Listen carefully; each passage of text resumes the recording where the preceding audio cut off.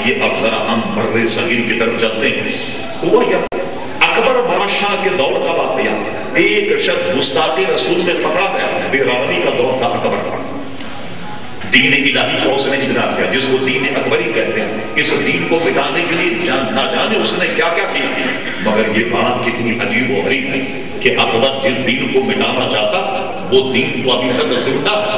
اس نے جو دین اپنا بنایا، میں بڑے پڑھے لکھے لوگ، پروفیسر اور پی ایچ ڈی ڈاکٹر والی یونیورسٹی میں اگر میں تقریر کروں اور کسی پروفیسر سے کہوں کہ آپ دین الہی کے ذرا 5 جزیات مجھے بتا دیجیے، کہ دین الہی کے کوئی 5 جزیات مجھے بتا دیجئے، تو شاید کوئی نہیں بتا پائے۔ اور جس دین کو وہ مٹانا چاہتا تھا وہ آج تک زندہ۔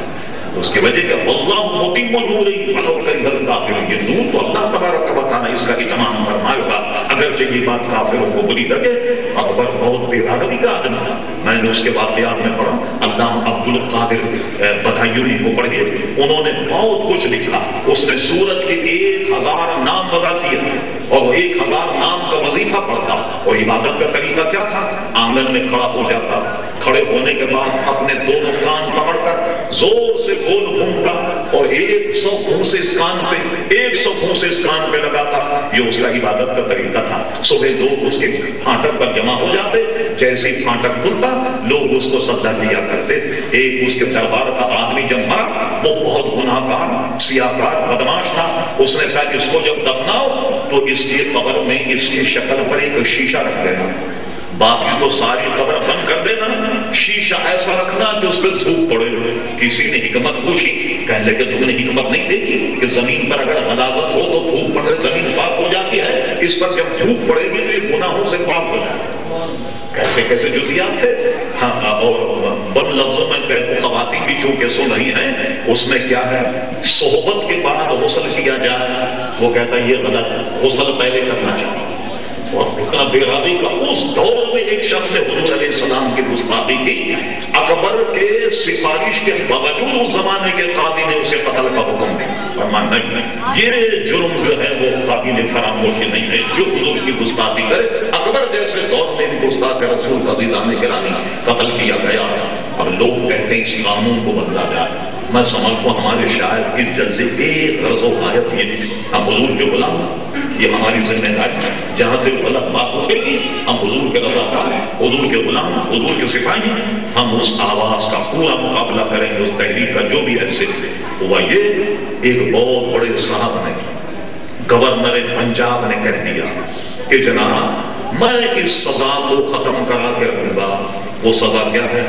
میں کوئی اپنی بڑھائی نہیں بیان کرتا، 85 کی اسمبلی میں قومی اسمبلی کا ممبر تھا کراچی سے، جو جنوب جو گورنمنٹ 85 میں غیر جماعت کے الیکشن تھا، اس اسمبلی نے یہ بل پاس کیا جو گستاخی رسول کے سزا موت۔ یہ بل الحمدللہ اس کے مورخ ہم تھے اور یہ ہماری موجودگی میں پاس ہوا۔ پہلے کیا تھا؟ 3 سال سزا، قابل ضمانت پر رہا کر دیا جائے، زیادہ زیادہ سزا جو ہے وہ 3 سال ہوگی۔ کیوں ہوگی؟ اس لیے کہ پاکستان کی اپنی تو کوئی تعزیرات نہیں، بھائی برٹش حکومت تھی، برٹش حکومت سے جب ہندوستان تقسیم ہوا وہ قانون جو وہ تعزیرات ہند میں تبدیل ہوا اور اسی کا جربہ پاکستان آیا اور یہاں پاکستان کا تعزیرات پاکستان بن گیا، تو اس میں بہت معمولی سزا تھا۔ تو آپ دیکھیے اس سزا کو بدلا گیا اور اس میں کیا طے پایا کہ جو بھی حضور علیہ السلام کی گستاخی یا کسی نبی کی گستاخی کرے 295C کیونکہ اے بی پہلے سے کلاس موجود تھی تو 95C اس کا اضافہ ہوا۔ اور اس کے بعد کیا ہوا کہ آپ جانتے ہیں گورنمنٹ ایک لابی ہوتی ہے، ہم سے کہا گیا کہ نہیں آپ اس کو مان لیں، اسے عمر قید دی جائے۔ یہ اس زمانے میں عبدالعزیز منشی یہ اٹارنی جنرل تھے، ان سے مذاکرات ہوئے۔ اسی طریقے سے مروت صاحب یہ اسٹیٹ منسٹر تھے قانون، ہم نے اس سے کم پر ان سے صلاح نہیں کی کہ نہیں صاحب جس نے حضور کی گستاخی کی ہے اس کو موت کی سزا دی جائے۔ اب دیکھیے جب یہ بات اسمبلی میں پیش ہوئی بحث اور ابحاث کے بعد تو آپ کو سن کے تعجب ہوگا کہ شاید اس کی اسٹوری کبھی گورنر پنجاب اپنے یہاں منگا لیتے کہ یہ بل پاس ہوا کون کون لوگ تھے۔ آپ توجہ فرمائیے، سمجھے کوئی سیاسی مسئلہ ہے کہ مقام مصطفیٰ ناموں سے مصطفیٰ کا مسئلہ، تاکہ آپ اس کو سمجھ لیں۔ جناب جب یہ بل پاس ہوا بحث اور آواز کے بعد، جماعت اسلامی کے لوگ، دیوبندی حضرات، اہل حدیث صاحب بھی تھے لگے اور دیگر حضرات، اور آپ کو سن کے تعجب ہوگا عیسائیوں کا نمائندہ، عیسائی بہت زیادہ شور مچا رہے ہیں شاید ہمارے لیے، عیسائیوں کا نمائندہ اس وقت کرنل ہربرٹ پر، یہ وزارت دفاع کے پارلیمانی سیکرٹری، دفاع سے متعلق سوالات کے جب وہ موجود تھے، ہندو کے 3-4 نمائندے موجود تھے، ایک تھا چمن داس جناب، اور ایک جناب اور تھا کوئی، اس کی بیگم بھی تھی، ایک لیلا اس کا نام تھا، ایک کوہلی جو ہندوؤں میں سب سے حقیر جماعت کہلاتی ہے، ان کا نمائندہ بھی اس میں موجود تھا، عیسائی نمائندے بھی موجود تھے۔ کسی نے اس پر اعتراض نہیں کیا جب گستاخ رسول کی سزا موت قرار دی گئی، متفقہ پوری اسمبلی نے پاس کیا، عیسائی نمائندے بھی تھے اور جناب ہندو کے لوگ بھی، ہندو نمائندے سب موجود تھے، ان کی موجودگی میں جناب یہ ہوا۔ اس کے بعد کیا ہوا؟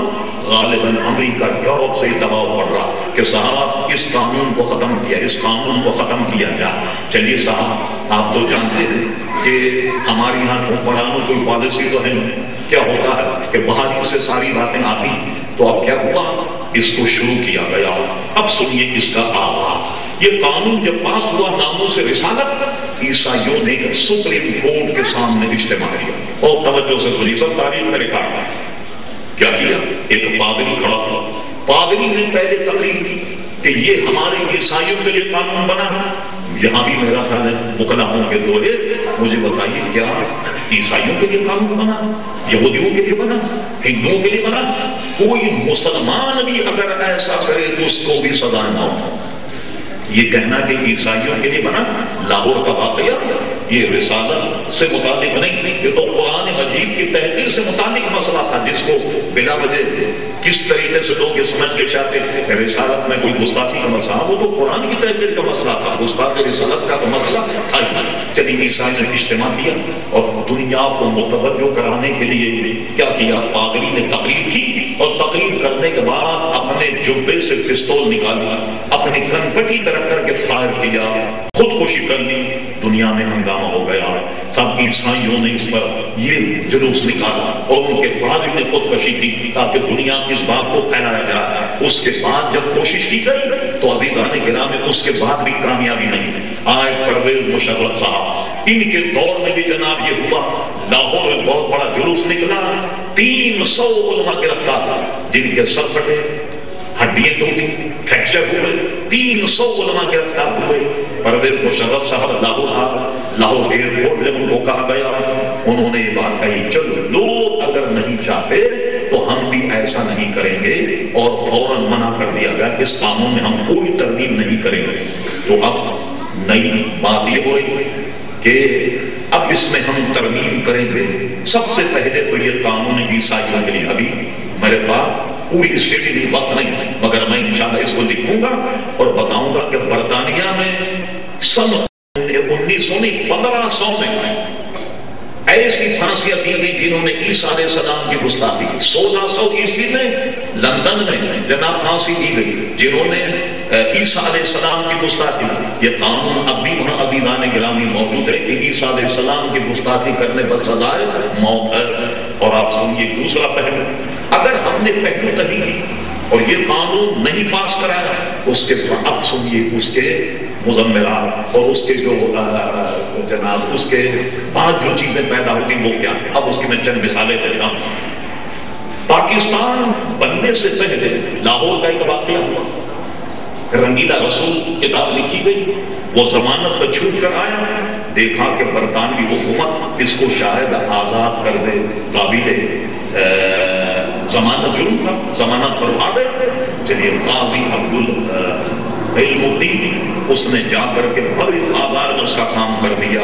جب قانون کے ذریعے سزا نہیں دینا دی جائے پھر لوگ اپنے ہاتھ میں قانون لیتے تھے۔ سن 1944 کی بات، انگریز کی حکومت تھی، ایک شخص نے حضور کی گستاخی، ایک ہندو تھا، اور کراچی میں مقدمہ چلا سٹی کورٹ۔ اس زمانے میں شاید ہم نے جب پڑھا کتاب میں تو کمشنر ہوتا، اس نے سزا سنائی۔ وہ معاملہ کیا تھا سنیے. وہ ہندو اپنی پیشی میں جاتا, دوسری تاریخ میں بھی پھر آتا, دوسری تاریخ میں پھر آتا. ایک عام سادہ آدمی بیچارہ جس کا نام عبد القیوم تھا, بعد میں اس کو عبد القیوم غازی کہا گیا. ابھی بھی میواشہ قبرستان میں اس کی قبر موجود ہے. اس کے عزیز اقارب ابھی بھی زندہ ہیں جن سے میری ملاقات, اور میں ان سے ملاقات بھی آپ کو کروا سکتا ہوں. اس کی قبر ہے. وہ جاتا تھا لی مارکیٹ میں. اس سے پتا لگا کہ آج پیشی جس نے حضور کی شان میں گستاخی کی, لی مارکیٹ نے چھری خرید کر اپنے لگا کر اور پیشی میں آن کر بیٹھ گیا. ہندو کٹیلے میں کھڑا ہوا تھا, جج سے بیان دے رہا تھا. بھری عدالت, بھری کوٹ اور کچہری جس میں وکلا سننے کے لیے آئے, اس نے چھری نکالی اور اس کی آنتیں باہر کر دیں. جب آنتیں باہر کی تو کچھ مسلمان, ارے ان کا بھاگے, جان بچ جائے گی, نکل جائے, کوئی نہیں دیکھ رہا, اس لیے کہ جج اندر بھاگ گیا. لوگوں میں بھگدڑ بن گئی اس قتل کے بعد. اس نے بڑا دلیرانہ جواب دیا کہ تو میں نے بھاگنے کے لیے کیا تھا, بھاگنے کے لیے کام تو نہیں کیا. پکڑو مجھے, چھری پھیری اور جناب اس کو پکڑا. پکڑنے کے بعد انگریز کے کورٹ سے اس کو سزا موت ہوتی. سزا موت نے آپ رپورٹ فرمائی. اس وقت کے ذمہ دار لوگ ڈاکٹر اقبال کے پاس گئے, آپ اس کیس کی پیروی کریں, اس کو ہم بچانا چاہتے ہیں. ڈاکٹر اقبال نے کہا پہلے یہ بتاؤ کہ قاتل کیا کہتا. ڈاکٹر اقبال کو بتایا کہ قاتل تو کہتا کہ میں نے مارا. پھر اقبال نے جواب دیا اس کو اس سازش سے کیوں محروم کر رہا. جب وہ اعتراف کر رہا ہے کہ میں نے قتل کیا, اس کو بچانے کی کوشش کر رہا ہے. اللہ اکبر. یہ ہوا کہ انگریز گورنمنٹ تھی, خفیہ طور پر اسے پھانسی دی گئی. پھانسی دینے کا میواشہ قبرستان میں دفنا دیا گیا. اب مسلمانوں کو معلوم ہوا, مسلمان آئے جناب, کئی 100 کی تعداد میں, کراچی کی آبادی بہت کم تھی. میواشہ قبرستان سے اس کی میت کو نکالنے کے بعد اپنے طریقے پر غسل و کفن دینے کے بعد اس کی نماز جنازہ پڑھی, اور اس کے بعد جب جلوس نکلا, حکیم رمضان علی صاحب کوئی 3-4 سال پہلے ان کا انتقال ہوا. قبلہ شیخ الحدیث رحمۃ اللہ علیہ کے شاگردوں میں سے تھے, اور سندھ میں مورو ایک مقام ہے, وہاں رہتے تھے, حکمت کرتے تھے وہ. انہوں نے اپنی کتاب ماں اخلاق میں 2-3 صفحے اس پر لکھے کہ میں اس جلوس میں موجود تھا. اب جناب اس جلوس پر جب فائرنگ ہوئی, مسلمانوں کو دوبارہ نکالنے پر 200-250 آدمی اس میں جان بحق ہوئے, لیکن مسلمانوں نے اتنے اموات کے باوجود بڑے اعزاز کے ساتھ میں اسے دفن کیا.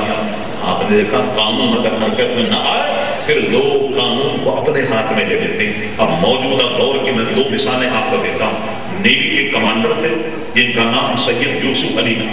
ان کی ویڈیو, ان کا وصیت نامہ, یہ سارا میرا ریکارڈ میں موجود ہے. انہوں نے حضور کی شان میں گستاخی کی, ان پر مقدمہ قائم ہوا. مقدمہ قائم ہونے کے بعد مختلف بااثر قسم کے لوگ اس کو بچانے میں لگ گئے, کسی طریقے سے ان کو بچایا جائے. لیجیے کیا ہوا, جب لوگوں کو پتا لگا کہ کہیں ایسا نہ ہوئی گستاخ رسول بچ جائے, ایک آدمی جان کر جرم کر کے لاہور جیل میں گیا, اور جیل میں جانے کے بعد اس سے ملنے کے لیے جا کر اور اس کا جیل میں ہی اس کا کام کر دیا, اس کو جان سے مار دیا. بچائیے بات کیسے بچائیں. ابھی آئیے 2-3 سال پرانی بات ہے, پیر پگاڑا صاحب کا جو گاؤں ہے, اس گاؤں میں لوگ محفل میلاد کی تیاری کر رہے ہیں. وہ ابھی سارا کیس میرے پاس موجود ہے, کیونکہ میں نے اس میں جو کچھ مدد ہو سکتی تھی ان کی. اس میں کیا ہوا, میلاد النبی کا بینر لگا تھا, جناب وہ کیا کہتے ہیں لائٹنگ کر رہے تھے. ایک آیا جو مذہباً شیعہ بہت کے, اس نے آن کر کے جو بدتمیزی کی میلاد النبی کے معاملے پر ایسی فحش گالیاں, اللہ اکبر. لوگ سب کے سب جو تھے وہ جناب اکٹھے ہو گئے. وہ تو بھاگ گیا, تھانے پر حلہ بول دیا, کہا 295C پر اس کی FIR کٹنی چاہیے. مجمع اتنا تھا, اس کی FIR کٹ گئی. کٹنے کے بعد وہ بند ہو گیا. بدقسمتی کہیے وہ ایک پولیس افسر کا بھائی تھا, اس نے پورا زور لگایا کہ وہ کسی طرح رہا ہو جائے. نہیں رہا ہو سکا, چل رہا تھا معاملہ. حیدرآباد کا ایک نوجوان آئے, اس نے کیا کیا, ہو سکتا میری نظر میں حقیقت بھی ہو, ورنہ میں اس کو سازی بھی تصور کرتا ہوں. چنانچہ جب وہ پیشی میں آیا, بیچارہ نشانہ باز نہیں, جب اس نے فائرنگ کی وہ بچ گیا. جب وہ بچ